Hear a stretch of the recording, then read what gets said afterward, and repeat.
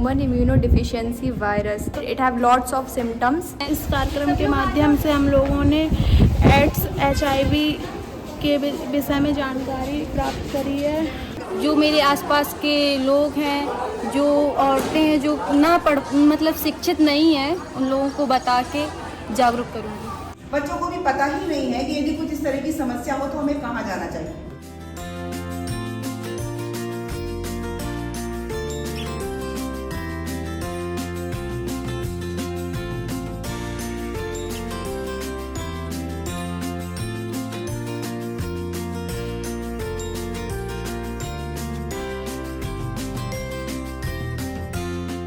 District hospital में सुरक्षा clinic में यानी STI/RTI क्लिनिक में एज ए काउंसलर पोस्टेड हूँ और सोशल वर्क में मेरी अपनी अभिरुचि।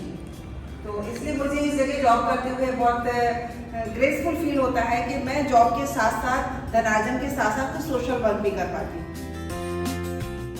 खास तौर से उस क्षेत्र में जिस क्षेत्र में कि अधिकांश महिलाएं थोड़ा सा आना कम ही पसंद करती हैं, क्योंकि बहुत HIV एड्स और STI/RTI यानी कि यौन जनित रोग ये एक ऐसे विषय हैं कि जिन पर जनरली बात करना लोग पसंद नहीं करते। लेकिन हमें खास तौर से यही बात करने की ज़्यादा आवश्यकता है कि आज का यूथ, आज का जो युवा है, यदि उसको जानकारी नहीं है तो जानकारी नहीं है तो निश्चित बात है जब जानकारी नहीं होगी तो कभी उस गिरफ्त में आ सकता है।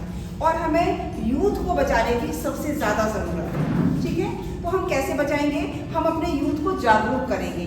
इसीलिए UP SAP और NACO के तत्वावधान में हम लोगों के पास एक गाइडलाइन आई है कि हमें यूथ को और जनरल पॉपुलेशन को हमें HIV एड्स के बारे में और यौन जनित रोगों के बारे में संपूर्ण जानकारी देनी है। बच्चों को भी पता ही नहीं है कि यदि कुछ इस तरह की समस्या हो तो हमें कहाँ जाना चाहिए, नहीं मालूम आपको, है ना।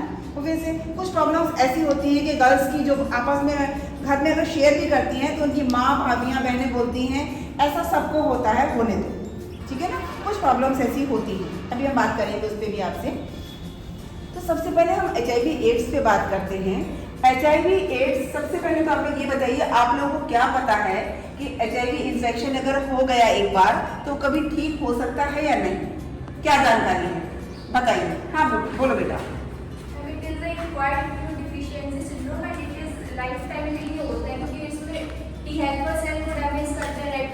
वायरस इन्फेक्ट करता है उसको, उसके अंदर सिंगल स्ट्रैंडेड RNA होते हैं, रिवर्स ट्रांसक्रिप्टेज से उसको कन्वर्ट करते हैं DNA में। DNA हमारा जेनेटिक मटेरियल है, तो उसमें कन्वर्ट कर ले तो वो हमेशा के लिए हमारे शरीर में पहुंच गया, फिर वो नहीं हो सकता ठीक।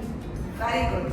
यानी कि एक बार कोई व्यक्ति HIV पॉजिटिव हो गया तो वो लाइफ टाइम HIV पॉजिटिव ही रहेगा। अब बात आती है कि अगर इस पर आगे बात करेंगे, ये कैसे होता है, कैसे बचना चाहिए? ओरल होता है, ब्लड के इंफेक्शन से हो सकता है ट्रांसफर, फ्लूइड से हो सकता है, और सिरिंजेस वगैरह जो यूज़ करते हैं हम लोग एक दूसरे की यूज़ नहीं करनी चाहिए, हाइजीनिक यूज़ करनी चाहिए। और इन्फेक्टेड मदर टू चाइल्ड भी हो सकता है। और बस यही ओरल है। इससे बहुत अच्छा बताया, नो डाउट उसने बहुत अच्छा बताया, कुछ भी उसमें गलत नहीं है, लेकिन एक सिस्टमेटिक तरीके में बात मैं करती हूँ आपसे। HIV इन्फेक्शन 4 तरह से होता है। सबसे पहली चीज, संक्रमित व्यक्ति से असुरक्षित यौन संबंध होने पर, ठीक है। दूसरी चीज, संक्रमित खून के चढ़ने से। तीसरी चीज, संक्रमित सुई, ब्लेड या किसी भी धारदार नोकदार चीज के साझा इस्तेमाल से। चौथी चीज है संक्रमित माँ से उसके होने वाले बच्चे को। इससे हमें बचना कैसे है? सबसे पहली बात, इस बात का ध्यान देना है कि जब तक शादी नहीं होती है कहीं रिलेशन मेंटेन ना हो। अगर ऐसा होता है तो क्या करना है? कॉन्डोम का यूज करना है। हमें हेजिटेट मत होइए, आराम से बात करना जरूरी है, इस विषय पे खुल के बात करना जरूरी है, ठीक है। दूसरी चीज, जब भी कभी खून चढ़े तो आप जिसका खून ले रहे हैं उसका पहले HIV टेस्ट कराएंगे या सरकारी ब्लड बैंक से ही लेंगे, क्योंकि गवर्नमेंट सिस्टम में ये आ चुका है, बिना टेस्ट किए किसी को भी ब्लड नहीं दिया जाता। तीसरी चीज, जब भी कभी इंजेक्शन लगे तो आप जिसका आप हमेशा नई सिरिंज का इस्तेमाल करें। जेंट्स लोग नाइकिया शेव बनाते हैं, आप लोग अपने घर में बताएंगे जाके कि मैम आई थी, उन्होंने ऐसे ऐसे बताया। जेंट्स तो बाहर शेव बनवाते हैं, उनको भी ध्यान देना चाहिए कि हमेशा नए ब्लेड का इस्तेमाल करें। और एक बहुत जरूरी चीज जो आजकल फैशन में है, क्या है? टैटूइंग। टैटूइंग एक नीडल से ही होती है ना, और काफी डीप में जाके उससे टैटू जो डिजाइन बनाया जाता है काफी गहरे तक वो नीडल जाती है। इसीलिए वो स्टेबल होता है ना, तो जितना घर तक जाता है वो उतना स्टेबल होता है, यानी कि काफ़ी समय तक बना रहता है, वो फिर हटता नहीं है टैटू। ठीक, तो टैटू के समय में जो निडल का इस्तेमाल होता है वहाँ भी ये ध्यान देने की ज़रूरत है कि हम अच्छे स्टूडियो में बनवाएं टैटू। थोड़ा सा पैसा भले ज़्यादा खर्च हो, लेकिन हमारी सुरक्षा सबसे पहले ज़रूरी है। ठीक है, चौथी चीज़ें जैसे से बोला था कि माँ से बच्चे, होने वाले बच्चे में गर्भवती हर महिला को गर्भ के लिए, प्रसव के लिए हॉस्पिटल ही जाना चाहिए। पूरे 9 महीने सरकारी संस्थान में ही ट्रीटमेंट लेना चाहिए, जिससे कि समय समय पे उसकी HIV और सिफिलिस की जांचें होती हैं। HIV यदि माँ को इन्फेक्शन होता है तो वो दवाएं मौजूद हैं कि हम बच्चे में इन्फेक्शन जाने से रोक सकते हैं। ठीक है, इसी तरह से एक सिफिलिस इन्फेक्शन होता है, वो बहुत खतरनाक होता है, गर्भवती माँ के लिए भी खतरनाक है, उससे होने वाले बच्चे के लिए भी, क्योंकि अगर सिफिलिस का ट्रीटमेंट टाइमली नहीं होता है तो बच्चे में इन्फेक्शन जा सकता है, बच्चा मृत पैदा हो सकता है, बच्चा कोई जंजाल विकृत पैदा हो सकता है, बच्चे में अंधापन, बहरापन कुछ भी आ सकता है, स्किन प्रॉब्लम हो सकते हैं उसको। ठीक है, तो इसीलिए सरकारी संस्थान में इनका समय समय पे जांचें होती हैं। कोई इन्फेक्टेड पर्सन होता है तो उसका हम ट्रीटमेंट प्रॉपर करते हैं, समय से करते हैं, जिससे कि एक आने वाली जनरेशन को हम इस इन्फेक्शन से बचा सकें। ठीक है ना। अब बात आती है कि यदि HIV इन्फेक्शन हो गया एक बार तो वो ठीक तो होना नहीं है, तो हम क्या करेंगे। ठीक है, यदि किसी भी पर्सन को हम देखते हैं कि हमें सुनने में आता है कि कोई भी इन्फेक्शन उसको लंबे समय तक बार बार हो रहा है, तो हम उसका HIV टेस्ट कराएंगे। इन केस वो पर्सन HIV पॉजिटिव निकलता है तो हमें डिस्ट्रिक्ट हॉस्पिटल ओरई में ART सेंटर है, ठीक है, जहाँ पर वो दवाएं मौजूद होती हैं जिनसे हम रोगों से लड़ने की ताकत बढ़ाते हैं। यानी कि HIV पॉजिटिव पर्सन का क्या होता है, रोगों से लड़ने की क्षमता कम होती है ना। उसने बताया था टी सेल्स क्या करती हैं, हमारी इम्यून सिस्टम को स्ट्रॉन्ग करती हैं, तो टी सेल्स को डेवलप करता है। ठीक, सिंपल सी बात है, एक बकेट है, उसमें से हम एक मग पानी फेंक देंगे और दूसरे से एक मग डाल देंगे तो बकेट ज्यों की त्यों भरी रहेगी। हमारा ART सेंटर में जो मेडिसिन हैं वो यही काम करती हैं, रोगों से लड़ने की ताकत बढ़ाने वाली दवाएं देती हैं और HIV पॉजिटिव व्यक्ति बहुत लंबे समय तक स्वस्थ रहता है, एड्स की कंडीशन में नहीं पहुंचता। ठीक है, अब इसके बाद बात आती है यौन रोगों की। ठीक, पहले तो आप लोग ये बताइए, आपके सर बैठे हैं, आप कंफर्टेबल है, मैं आराम से बात कर सकती हूँ। ओके,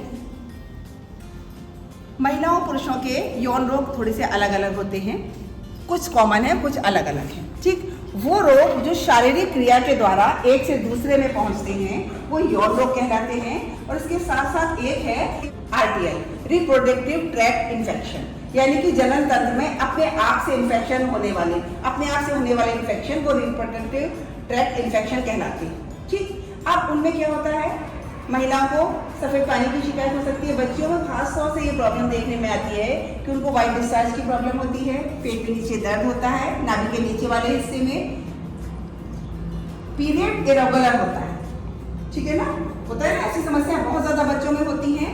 और जब इस तरह की समस्याएं बच्चियां अपने घर में बोलती हैं माओ से, बहनों से, तो उनको यही जवाब मिलता है ये सबको होता है, अपने आप ठीक हो जाएगा शादी के बाद, जबकि ऐसा नहीं है।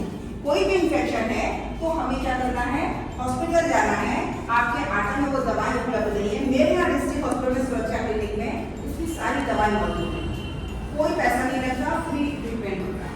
ठीक है, इसी तरह पुरुषों में उनको भी पेशाब की जगह जलन, खुजली, दाने, कोई भी समस्याएं हो सकती हैं तो वो भी हॉस्पिटल आ सकते हैं। मैं ही उनका ट्रीटमेंट, मेरे यहाँ ही उसकी दवाएं मौजूद होती हैं, एक डॉक्टर के प्रिस्क्रिप्शन पे वो दवाएं उनको दे दी जाती है। ठीक है, इसके अलावा अब आप लोगों से क्वेश्चन, कि आप लोग क्या, मैंने तो अपनी जानकारी दी, अब आप क्या हमसे पूछना चाहते हैं, कुछ क्वेश्चन आपकी तरफ से भी आने चाहिए ना।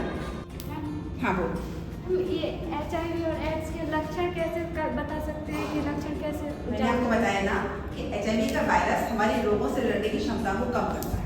किसी भी व्यक्ति में हम कोई भी इन्फेक्शन अगर लंबे समय तक बार बार देखते हैं या एक इन्फेक्शन लंबे समय तक ठीक नहीं होता है तो हमें एक बार उसका HIV टेस्ट करा लेना चाहिए कि कहीं ना कहीं उसकी प्रतिरोधक तंत्र में प्रॉब्लम है, और हो सकता है उसको HIV, कंफर्म नहीं कह सकते। लक्षण के तौर पे कुछ लक्षण है, जैसे फीवर, अचानक से लंबे समय तक फीवर आए, TB की शिकायत, TB के पेशेंट को भी HIV इन्फेक्शन हो सकता है।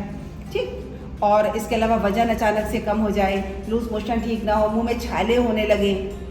ठीक, इस तरह की समस्या या यौन जनित रोग बार बार हो रहे हैं, तो इस तरह की समस्याएं अगर बार बार दिखती हैं तो उनका HIV और सिफिलिस टेस्ट कंपल्सरी तौर पर डिस्ट्रिक्ट हॉस्पिटल में किया जाता है। ठीक है। और आपके घर में जो महिलाएं हैं कम से कम उनको जरूर बताएं, ठीक है ना। एक घर में उनकी माँ भी होंगी, आपकी बहन भी होंगी, भाभी भी होंगी, उनको बताइए, अपने पास पड़ोस में बताइए। भाई बच्चों को हम पढ़ाते लिखाते किस लिए हैं? इसलिए तो पढ़ाते लिखाते हैं कि जागरूकता पैदा हो, उनको कुछ पता पड़ता है तो वो जरूर बताएं, है ना। घर में आसपास के क्षेत्र में जहाँ आप देखते हैं किसी को कोई समस्या दिखे तो आप बताएंगे उनको कि जिला अस्पताल में मैडम पोस्टेड हैं, उनके क्लिनिक में इस तरह की दवाई मिलती हैं, है ना। तो हमें यही काम करना है। हर क्षेत्र में अगर जागरूकता नहीं होगी किसी भी विषय में तो हम आगे काम नहीं कर पाएंगे। सिंपल सी बात है।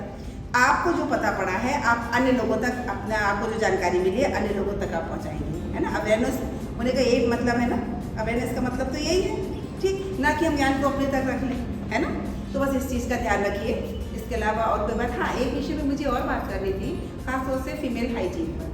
इस पे फोकस करने की ज़रूरत है क्योंकि इसकी वजह से भी जो RTI मैंने प्रजनन तंत्र में इन्फेक्शन वाली बात जो अभी की, फंगल इन्फेक्शन हो जाता है, वाइटिस चालू हो जाता है, पेशाब की जलन, खुजली, दाने, इस तरह की समस्याएं गर्ल्स में बॉयज़ में होती हैं, वो थोड़ा सा पुअर हाइजीन की वजह से भी होती है। पीरियड्स के टाइम पे अगर पैड का इस्तेमाल प्रॉपर होता है तो फिर भी ठीक है, लेकिन अगर कपड़े का इस्तेमाल करते हैं तो उस स्थिति में हमें ये ध्यान देने की ज़रूरत है कि कपड़ा धुला साफ होना चाहिए। कोई कपड़ा बहुत लंबे समय तक अगर रखा रहा है, आपने सोचा है उसको धो के रखा है और उसमें से आपने यूज़ किया तो निश्चित बात है उसमें फंगस का बैक्टीरिया होगा जो आपको इन्फेक्शन देगा। टाइम आने जब भी आपको आवश्यकता पड़ती है उसको इंस्टेंट धोइए, धो के, मौसम खराब है, ऐसा मौसम है तो बैक्टीरिया इसमें नहीं किल होगा, प्रेस से उसको सुखाइए जिससे बैक्टीरिया खत्म हो जाए, फिर उसको इस्तेमाल करिए। दूसरी चीज़, किसी किसी को पीरियड्स बहुत कम होते हैं, गर्ल्स को किसी को कम होते हैं, दिन में उनको एक बार ही चेंज करने की ज़रूरत पड़ती है। फिर लगता है हमने पैड यूज़ किया हुआ है तो हम दिन में 2-3 बार क्यों चेंज करें यदि हमारा ये ख़राब नहीं हुआ है, ठीक। उस कंडीशन में सुबह से लेकर रात तक वो एक ही पैड यूज़ करती है, नेक्स्ट डे उसको चेंज करती है।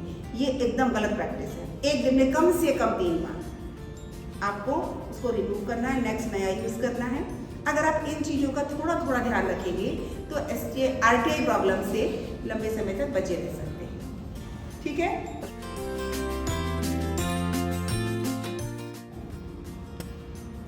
कभी भी किसी को कोई समस्या, मेरा कॉन्टैक्ट नंबर नोट कर लीजिए। डिस्ट्रिक्ट हॉस्पिटल में कभी कोई समस्या अगर है तो मैम से मिलिए। हाँ, मैं वैसे भी हाँ हाँ हो जाएगा उसका पूरे 6 दिन प्रॉपर मैं ही होती हूँ। ओके बेटा, थैंक यू।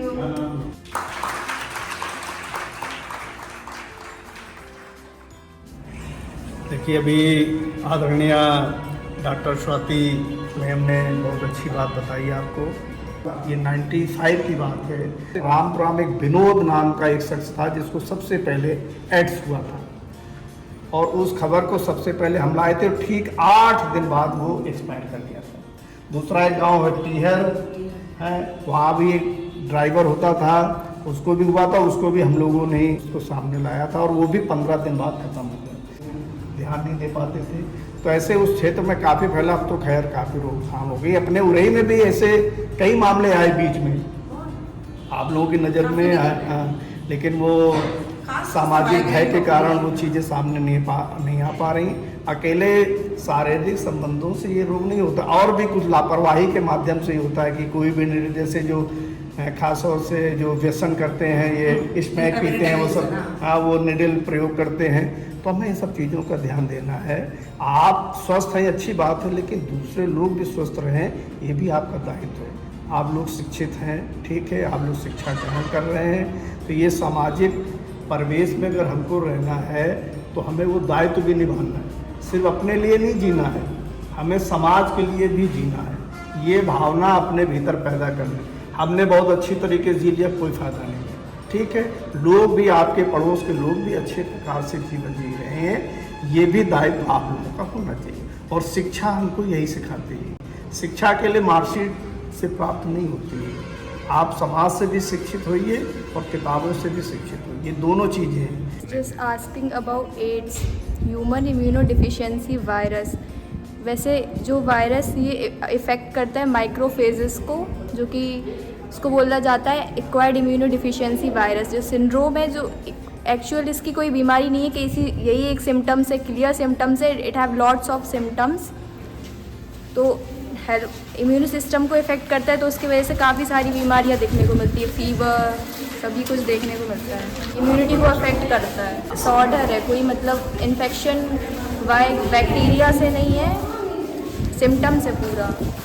इस कार्यक्रम के माध्यम से हम लोगों ने एड्स HIV के विषय में जानकारी प्राप्त करी है और हम चाहते हैं कि जो और बच्चे हों वो इस विषय में जानकारी को लें और आज के जिन बच्चों ने इस जानकारी को हासिल किया है और अपने घर परिवारों में इस जानकारी को साझा करें। धन्यवाद। आज मैंने HIV के बारे में सीखा, ये कैसे फैलता है, इसके उपचार क्या हो सकते हैं और इसे कैसे सिम्टम इसके पता करके हम इसका उपचार करें। सावधान होंगे तभी सुरक्षित होंगे। मैं एक्चुअली खुद कोचिंग पढ़ाती हूँ, तो वही 10th 12th लेवल तक पढ़ाती हूँ। तो जो गर्ल्स हैं, मोस्टली मेरे पास गर्ल्स ही आती हैं, तो उनको अवेयरनेस करके जो मेरे आसपास के लोग हैं, जो औरतें हैं जो ना मतलब शिक्षित नहीं हैं, उन लोगों को बता के जागरूक करूँगी।